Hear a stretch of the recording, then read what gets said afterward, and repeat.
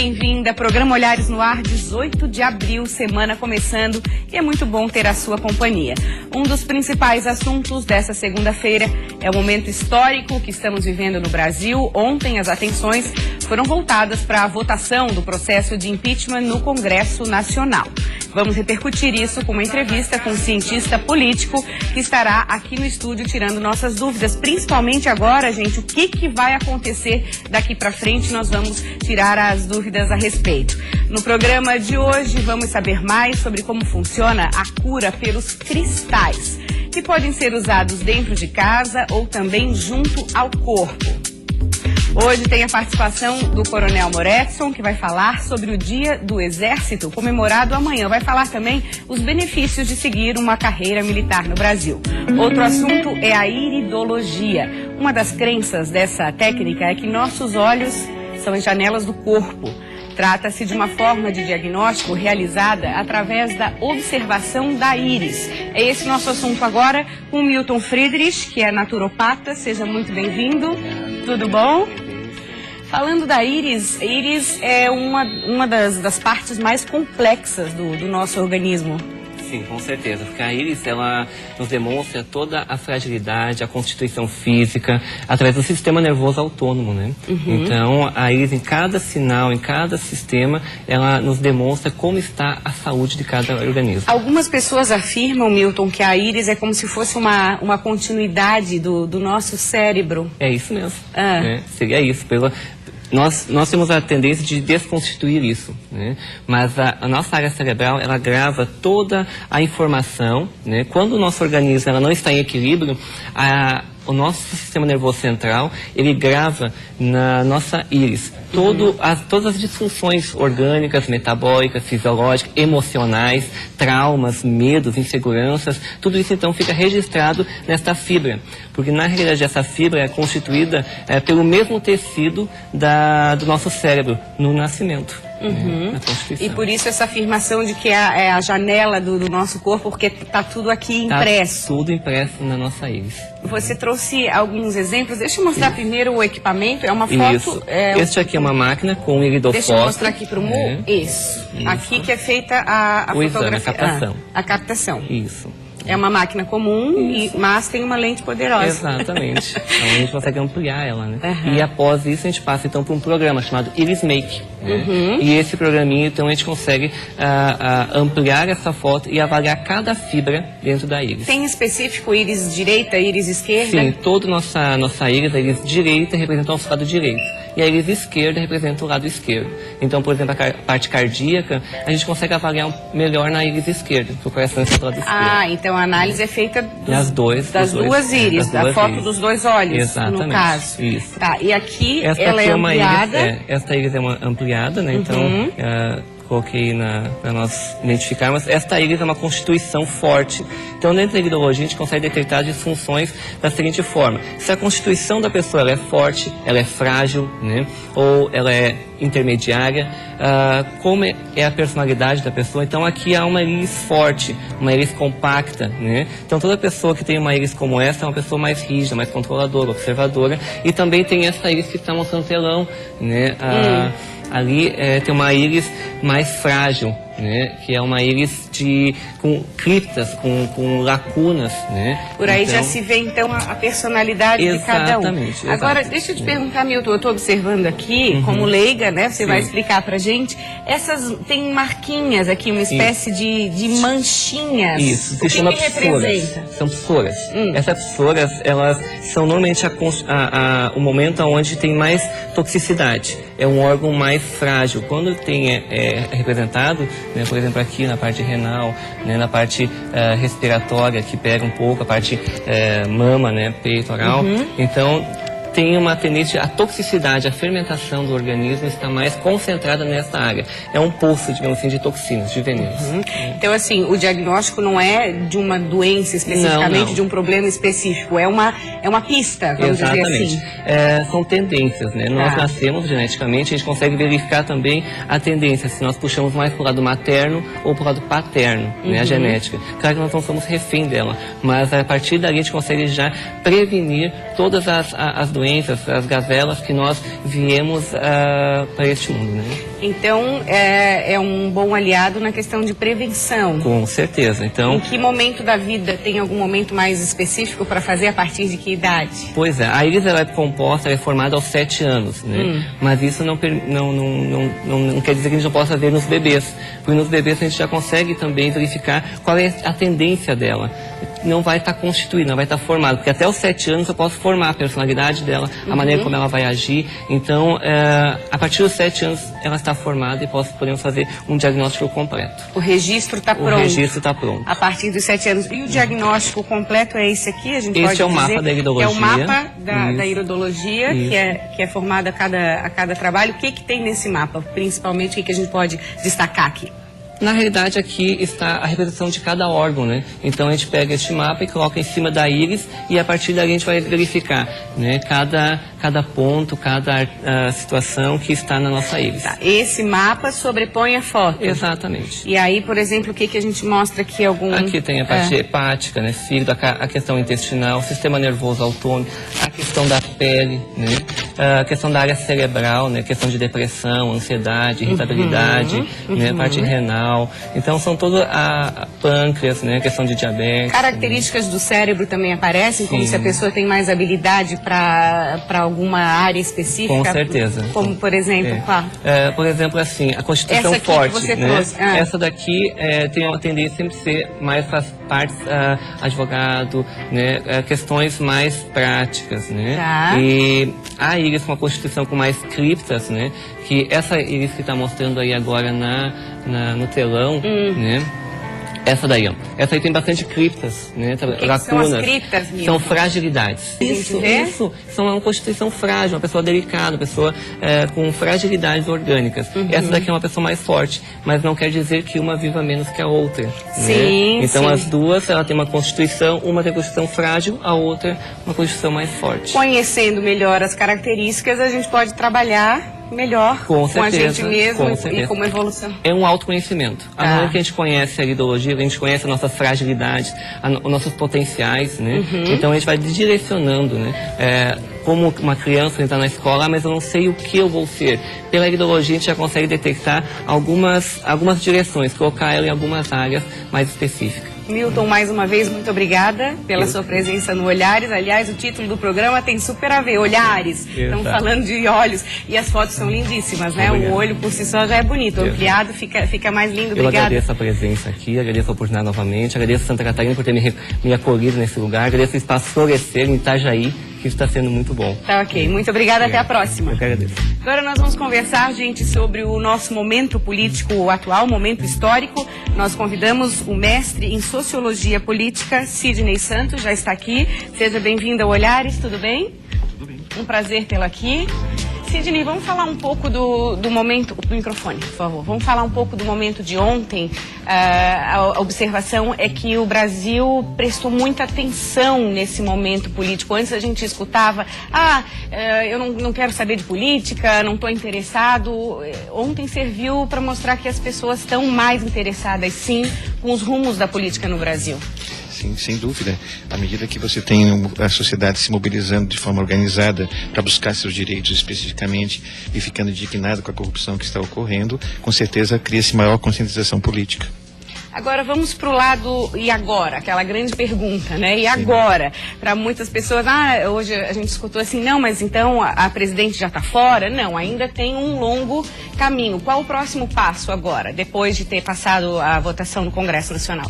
Depois de ser passado na Câmara Federal dos Deputados, agora se passa para o Senado Federal, onde tem um número de 81 senadores no total. E agora eles devem receber, o mais breve possível, o processo da Câmara. Eles vão abrir uma comissão chamada Comissão Especial para fazer, então, digamos, o encaminhamento do impeachment. Essa Comissão Especial, ela tem 48 horas depois de formada para poder eleger o seu presidente para dirigir a comissão e o seu relator. Depois de feito isso, cada lado, tanto a acusação como defesa, em relação ao impeachment, terão seus tempos necessários para poder fazê-lo, essa parte. Terminado esse processo, se passará então para o processo, digamos, de julgamento nessa comissão, como teve na comissão também na Câmara. O presidente dessa comissão não é necessariamente o presidente do Senado? Não. Ele vai ser escolhido entre os pares dentro do Senado Federal.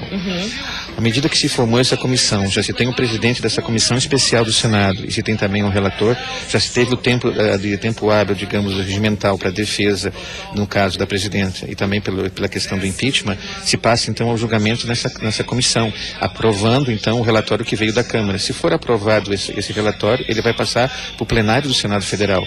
Se não passar, ele vai ser arquivado e a presidenta então vai continuar regindo o país, como se nada tivesse acontecido. Só que tem que lembrar que tem que ter dos 81, tem que ter no mínimo 44 para poder ser aprovado para o plenário. 44 votos a favor para seguir para o plenário. Pró-impeachment, isso mesmo. Pró-impeachment.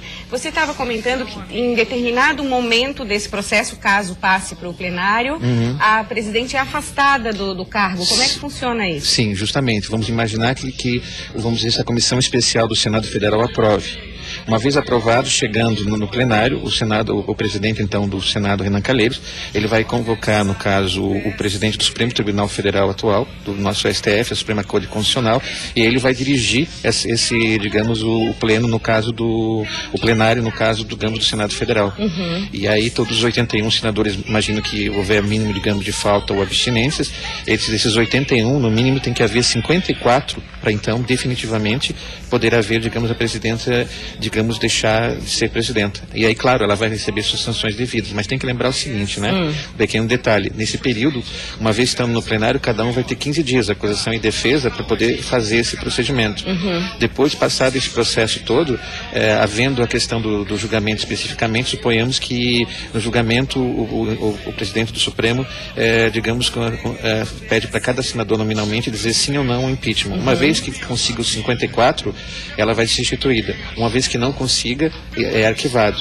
Mas tem um detalhe, antes de entrar na questão do plenário, uma vez que ela for formada o plenário nesse ponto e começar o processo, ela é suspensa, há uma suspensão. Esse período de suspensão é no máximo de todo o processo 180 dias, então eles têm até no total, desde a parte da comissão especial até a questão do plenário do Senado, 180 dias para resolver toda a situação. Então, colocando dessa forma, vamos fazer uma projeção até outubro, seria que essa questão tem que estar resolvida? Sim, no prazo máximo, mas tem que ver a data que eles receberam isso agora em abril no Senado e a data da formação da comissão especial.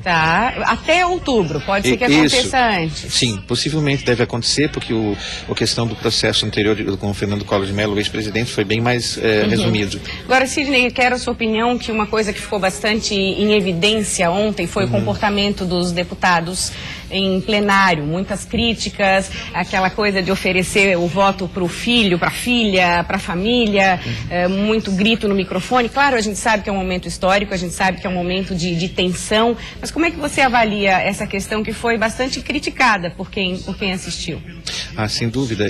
Muitos acabaram, digamos, não tanto a questão de pedir pela filha, pela mãe, isso até não fere o decoro parlamentar, mas a questão de que muitos que eram, digamos, contra o impeachment, independente de partido, muitos até foram de outros partidos e colocaram-se contra, eles poderiam apenas ter um discurso crítico, tudo bem, mas não acusar, digamos, o presidente, digamos, da Câmara, né? O Eduardo Cunha.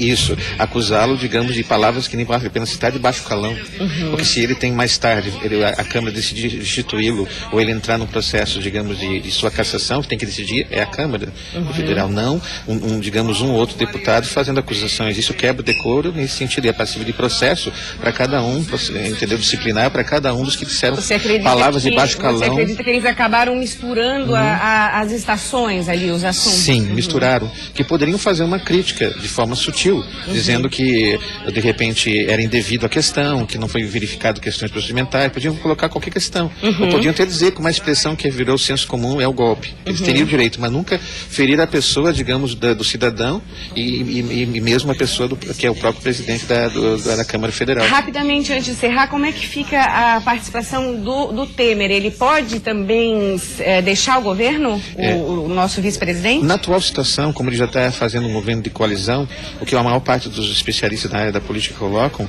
é que, na verdade, ele tem apoio de base agora, não só do seu partido, mas de muitos muitos outros partidos que antigamente, não só da oposição, que ele tem apoio pleno, os partidos de oposição, mas também dos antigos que apoiavam a base do PT, da presidenta Dilma. Então, com isso, independente ou não que mais tarde se ele vai receber processo ou não, então, falando em termos jurídicos, ele vai assumir, digamos, interinamente, nesse período que for para o plenário, no qual o presidente do Supremo vai estar dirigindo, ele assume interinamente. E suponhamos depois, quando no final houver o julgamento e houver aqueles 54 votos favoráveis pelo impeachment, dentre os 81, que é 2/3 no caso do Senado Federal, aí ele vai assumir, digamos, como presidente efetivo até as eleições de 2018. Tá, ok. Muito obrigada pelos seus esclarecimentos. Vamos continuar acompanhando aí o processo. Obrigada. De nada. Quero aproveitar esse assunto que a gente está conversando, né? O nosso momento político é muito comum nessa questão, nos lembra a participação do Exército, a participação passada do Exército em vários fatos da política nacional. E aí eu aproveito a presença do Coronel Moretson, que está aqui, bem-vindo. Muito obrigado. Tudo bem? O que a gente pode esperar hoje em relação a essa questão da participação do Exército na política brasileira? Bom, é uma pergunta oportuna, parabéns também pela entrevista. O Exército Brasileiro, ele é o grande mudo da nação. Ele é o grande observador nacional. Isso não quer dizer que ele seja omisso, né? Ele está à disposição dos poderes, porque a Carta Magna diz que o Exército Brasileiro, as Forças Armadas, são as garantidoras dos poderes constituídos da lei e da ordem. Então, se houver necessidade, as Forças Armadas estarão à altura das suas responsabilidades. Porém, dentro absolutamente do rito constitucional. Tá. Não há a menor possibilidade, e a gente vê isso muito na internet, pessoas querendo... levantam muitas questões, né? É a menor possibilidade. Isso fez parte de um passado que teve a sua importância histórica, né? O Exército ajudou a construir o Brasil que nós temos hoje. O Brasil hoje ele é desse tamanho e fala português por causa das Forças Armadas que ele tem. Porque senão ele seria muito menor e falaria espanhol, quem sabe outras línguas. Porque é um território muito disputado. Então isso fez parte da construção do país que hoje nós entregamos. E coitado do país que as Forças Armadas precisam tutelar. Tá. O Brasil, qualquer país precisa andar com suas próprias pernas. Tá, ok. O que a gente também escuta muito comentário é um país como o nosso, de muitas desigualdades sociais, por que precisa ter exército, basicamente? Olha, precisa ter exército porque nós temos riquezas muito cobiçadas, o pré-sal é a mais recente delas, nós temos fronteiras amazônicas muito permeáveis, e nós necessitamos estar estrategicamente nesses lugares. O Exército é a instituição nacional mais capilar. Então ele leva, além de segurança, ele leva emprego. Em muitos municípios brasileiros o Exército é a maior fonte de renda. Os locais são muito pobres. A assistência médica é toda dependente das Forças Armadas, o transporte depende da Marinha, depende da FAB. Então há necessidade, pelo tamanho que nós temos, de Forças Armadas descortinadas desta forma. Falando em exército, carreira militar, quais as oportunidades hoje para quem tem interesse em seguir a carreira militar oferece muitas oportunidades, metade por serviço militar, né, para médicos, dentistas, farmacêuticos, veterinários e soldados, cabos, sargentos, e por concurso público, para a Academia de Agulhas Negras, Instituto Militar de Engenharia, Escola de Administração do Exército, Escola de Saúde do Exército. Metade das Forças Armadas brasileiras é concursada, a outra metade ingressa pelo serviço militar. Tá.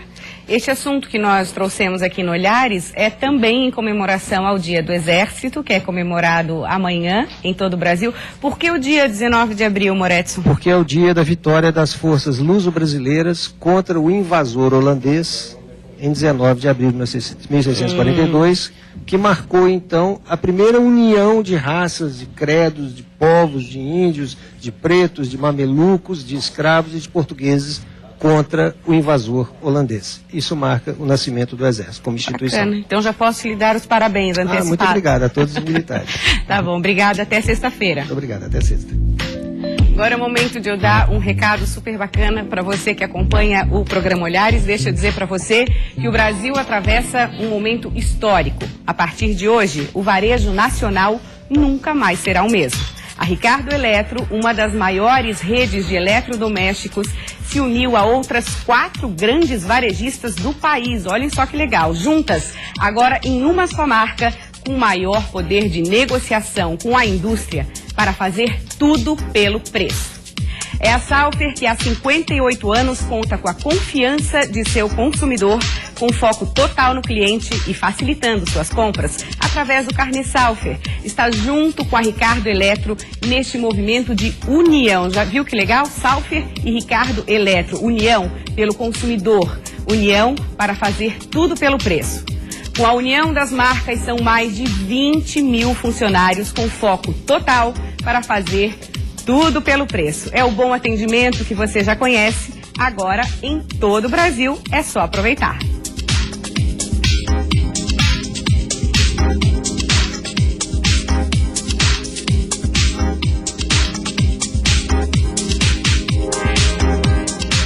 E agora nós vamos entrar no assunto poder dos cristais. Nossa convidada é a Fernanda Rocha, terapeuta. Bem-vinda, Fernanda, tudo bem? Obrigada, tudo Quando bem. a gente fala em cristais, a principal dúvida, como é que eu uso? Sim. A gente sabe que tem muita gente que coloca dentro de casa, coloca junto ao corpo, e aí vem outra pergunta, qual eu uso? Bom, os cristais é uma técnica chamada cristaloterapia, que é conhecida há muitos anos, né? E ela é um poder energético muito grande, no qual a gente pode, sim, usá-las no corpo, como símbolos de amuletos de proteção, como fazer elixir para tomar e também manter em casa para mexer com o nosso ambiente da casa, harmonizar. A gente recomenda muito, né? Esse para tomar eu não conhecia Não? muito. Como Não. é que é? Faz a partir do quê? Sim, o elixir, ele é assim, a gente faz o preparo das pedras e deixa energizando no sol. A água. Então, para tratamentos de ansiedade, para tratamentos de depressão, insônia se usa muito também, né? E a gente prepara o elixir, cada paciente precisa de um preparo diferente. E ele é preparado à base da energia do sol. Tá, e aí Tá. colocando a pedra dentro Colocando da a água? pedra dentro da água, Tá. a quantidade de pedra que cada paciente precisa, né? E a gente coloca ali dentro da água, deixa o dia inteiro energizando no sol, para que no próximo dia você vá tomando aquela água durante o seu dia, junto com a água normal que você já toma para hidratar, né? É uma água a mais para estar energizando internamente também dentro da energia. Essa escolha do cristal, então, depende, lógico, para que eu preciso. Sim. Quais casos são mais indicados? Ansiedade, que hoje o mundo inteiro corre demais, né? Então, a ansiedade. Até tem um movimento para desacelerar, não é? Sim, tem. Então, assim, ó, da ansiedade, a gente recomenda muito trabalhar com quartzo rosa. Tá, pode Tá. ir daqui que eu mostro Ó. para os meninos aqui. Para qual? Pro Tonhão? O quartzo rosa para ansiedade. Isso. O quartzo rosa, ela é a pedra do nosso chakra cardíaco. Então, ele acalma, ele traz tranquilidade, ele mexe com os anseios. Tá. Então, tudo aquilo que a pessoa no dia a dia, no corre-corre, não consegue, às vezes, até captar em si a energia, o quartzo rosa traz essa tranquilidade. Então eu posso colocar onde na minha casa? Onde é que é O o mais quartzo indicado? rosa é indicado de cabeceira de cama. Tá. Tá? É um cristal que eu mais indico para deixar na cabeceira de cama. Porque ele traz aquela tranquilidade, o desprendimento do sono, né? Tá. E pode ser nesse formato que a gente está vendo aqui ou em Sim. pedrinhas menores? Nós temos pedras menores. Tá. Assim. Tá. Que essas aqui eu recomendo usar embaixo do travesseiro. Para ter uma boa noite de sono, para poder harmonizar. Se você trabalha com comunicação, precisa se comunicar com muitas pessoas, ter aquela clareza, tanto de receber a informação quanto de dar, a gente indica muito o quartzo rosa. Olha, que legal. O que legal. mais que você trouxe? Quais Bom, cristais? a gente tem também o quartzo verde, Tá. que é a pedra de todas as curas, né? O quartzo verde é a única pedra que você pode usar nos seus 7 chakras, que são os nossos canais energéticos, para estar harmonizando e trazendo a energia de cura. Trata dores de cabeça, dores de estômago, enfim, várias dores físicas também, né? Ela é uma pedra bem calmante, usada muito para criança.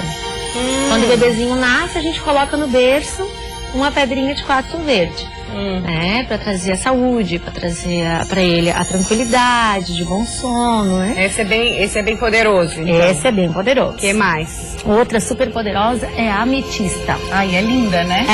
Essa é o cristal mais poderoso que a gente trabalha. Deixa eu mostrar aqui. Por que ele tem tanto poder, Fernanda? Porque ela transmuta energia, tá? Tanto a nossa, pessoal, quanto a de ambiente. Então, é uma pedra muito recomendada para se ter em trabalho, para se ter em casa, no ambiente de sala, ou no ambiente que você recebe as pessoas. Eu já escutei falar que é interessante colocar na porta da frente de casa, na entrada ali. Sim, a ametista é ótima para isso, tá? Ela filtra, como é que a gente pode dizer? Ela filtra a energia? Ela transmuta a energia. Se eu chego carregada, ela vai me transmutar, trazer a tranquilidade, né? Porque no dia a dia, a gente acaba recebendo cargas energéticas.